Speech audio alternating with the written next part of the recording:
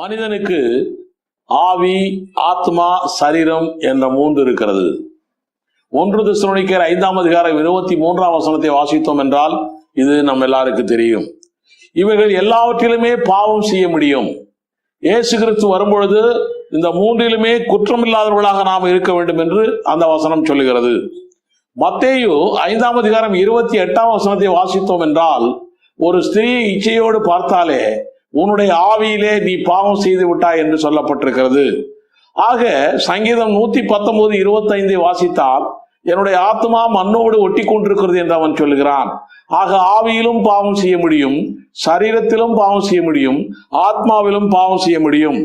மனிதனுடைய ஆவியும் ஆத்மாவும் ஒன்றோடு ஒன்று இணைந்திருக்கிறது. அது இரண்டையும் பிரிக்கவே முடியாது. எபிரேயர் 4ஆம் அதிகாரம் 12ஆம் வசனம் அப்படித்தான் சொல்லுகிறது. அதை நான் வாசிக்கிறேன்.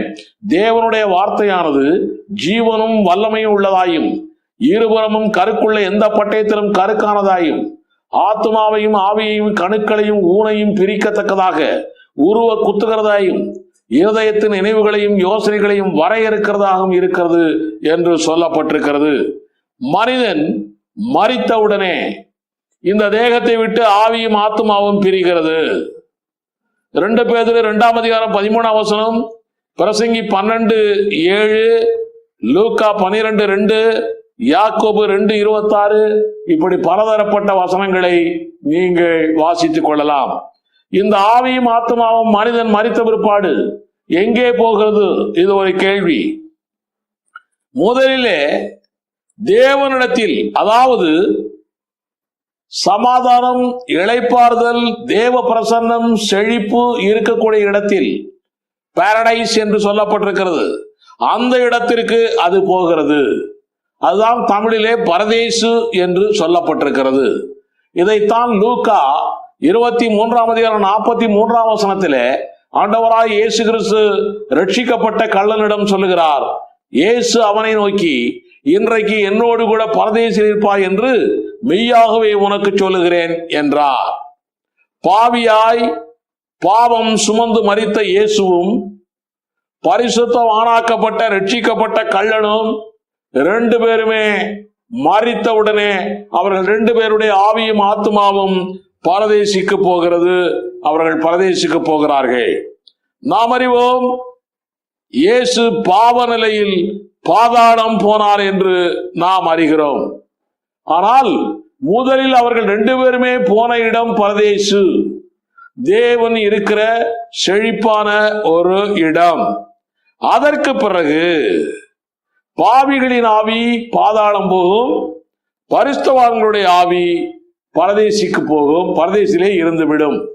அந்த கள்ளன் ரட்சிக்கப்பட்ட கள்ளனாய் இருந்ததுனாலே அவன் பரதேசில் இருந்து விட்டான். ஆனால் நம்முடைய ஆண்டவராகிய இயேசு கிறிஸ்து நம்ம எல்லாருடைய பாவங்களையும் சுமம் தீர்த்து பாவியாய் சிலுவையிலே தொங்கினதுனாலே அவர் பாதாளம் போக வேண்டிய நிலையில் இருக்கிறது. அதைத்தான் அப்போஸ்தலர் 2ஆம் அதிகாரத்தில் 31ஆம் வசனம், 27ஆம் வசனம் இதில் எல்லாம் சொல்லப்பட்டிருக்கிறது. ஒரு வசனத்தை மாற்றம் நான் வாசிக்கிறேன். அவன் கிறிஸ்துவனுடைய ஆத்மா பாதாளத்திலே விடப்படுவதில்லை என்றும் அவருடைய மாம்சம் அழிவை காண்பதில்லை என்றும் முன்னறிந்து அவர் உயிர்த்தெழுதலை குறித்து இப்படி சொன்னான். ஆக இயேசுடைய ஆத்மா, இயேசுடைய ஆவி பாதாளத்திற்கு போனது என்றும் போன ஆவி ஆத்மா அங்கேயே விடப்படவில்லை என்றும் வேதம் திட்டமும் தெளிவுமாய் சொல்லப்பட்டிருக்கிறது.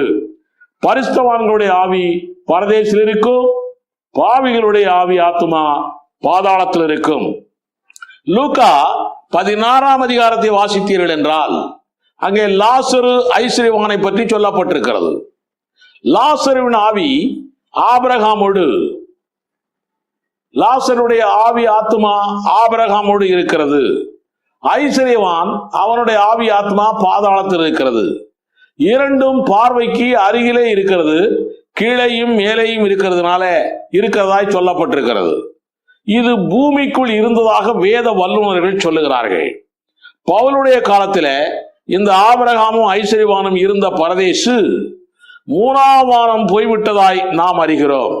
2 கொரிந்தியர் 12ஆம் அதிகாரம் 1 முதல் 3 வசனங்களை வாசித்தீர்கள் என்றால் இந்த உண்மை புலனாகும். இந்த பாதாளம் பூமியில் தான் இருக்கிறது என்று ரஷ்ய பத்திரிகையிலே நாம் பார்த்திருக்கிறோம். ரஷ்ய விஞ்ஞானிகள் இந்த பூமியை தோண்டி எடுக்கும் பொழுது அவர்கள் பாதாளத்திலே மனித சத்தங்களை கேட்டதாய் நாம் அறிந்திருக்கிறோம். பாதாளத்திலோ பரதேசிலோ இருப்பவர்களுக்கு அங்கேயும் அவர்களுக்கு சிந்தனை உண்டு.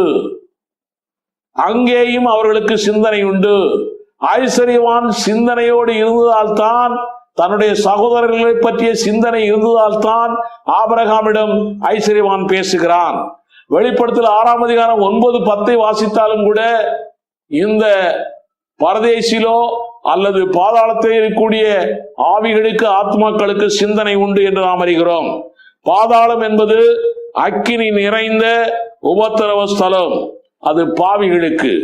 பரதேசி என்பது இளைப்பாறும் சமாதான ஸ்தலம், இது பரிசுத்தவான்களுக்கு. ரகசிய வருகையின் போது பரதேசில் உள்ள ஆவி, ஆத்மா மண்ணிலே உள்ள சரீரத்தோடு இணைந்து உயிர் பெற்று மர்வமாகி பரலோகம் போகும். நித்திய நியாய தீர்ப்பின் போது பாதாளத்தில் உள்ள ஆவி, ஆத்மா, அதாவது பாவிகளுடைய ஆவி, ஆத்மா மண்ணோடு உள்ள சரீரத்தோடு இணைந்து உயிர் பெற்று நியாயம் தீர்க்கப்படும். அக்கினியும் கந்தகமிற கடலிலே நித்தியமாய் உபத்திரவப்படுவார்கள். ஆமென். வருகை தாமதமானால், நாம் மரித்தால், தேகமாகிய கூடாரத்திலிருந்து பிரிந்து நாம் எங்கே போக ஆயத்தமாய் இருக்கிறோம்? பரதேசிக்கா, பாதாளத்திற்கா? இன்றைக்கே தீர்மானியுங்கள். நம் கையில் இருக்கிறது. நம்மை வழி நடத்துகிறவர் ஆவியானவர். நமக்கு முழுமையான ரட்சிப்பை கொடுக்கிறவர் நம் தேவன். ஆனாலும் இதற்கு ஒப்பு கொடுக்கிறது நாம். இன்றைக்கு ஒப்பு கொடுத்து விட்டால் போதும், நான் பரதேசிக்கு போவேன் என்று சொல்லிவிட்டால் போதும், பரதேசிக்கே போவீர்கள். தேவன் உங்களை ஆசீர்வதிப்பாராக. ஆமென். மரணமே உன் கூரெங்கே, பாதாளமே உன் ஜெயம் எங்கே? மரணமே உன் கூரெங்கே, பாதாளமே உன் ஜெயம் எங்கே? மரணத்தை ஜெயித்தவர் இயேசு, மரண பயத்தை நீக்கினார் இயேசு. மரணத்தை ஜெயித்தவர் இயேசு, மரண பயத்தை நீக்கினார் இயேசு.